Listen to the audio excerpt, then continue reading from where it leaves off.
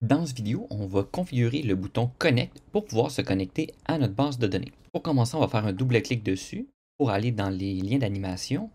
Je vais aller dans les actions. Ici, je vais commencer par créer une variable qui va être result code.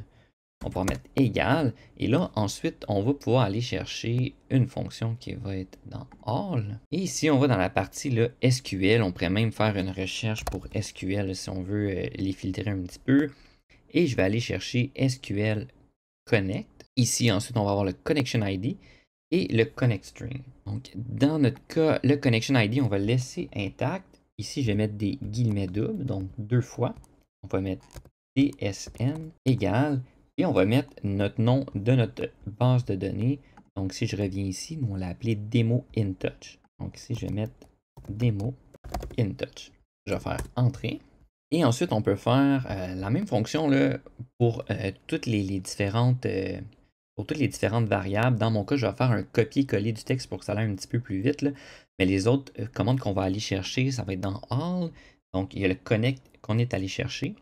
Ensuite, il y a le SQL Select qu'on va avoir besoin. Et le SQL First qui va nous permettre d'afficher la première ligne. Donc, on se connecte, on sélectionne notre table qui va être la table étudiant et ensuite, on va afficher le premier arbre. Donc ici, je vais copier le code. Donc ici, j'avais déjà le SQL Connect qui permet de me connecter à ma base de données Demo InTouch. Ensuite, on va avoir la commande SQL Select qui nous permet de sélectionner notre base de données qui est étudiant. Ou en fait, notre table qui est étudiant. Ensuite, on va aller chercher le premier élément de cette table-là. Et le dernier, c'est age string. Donc, on va convertir l'âge dans un entier. Donc, string from integer. Donc, on va prendre l'entier, par exemple 12, qu'on va le convertir en string pour qu'on puisse l'afficher correctement. Une fois que c'est fait, je vais faire OK. Et là, il va me demander de créer quelques variables. Donc, on commence par result code. Celle-ci va être de type memory integer. Le type est déjà bon. Donc, je fais simplement save, close.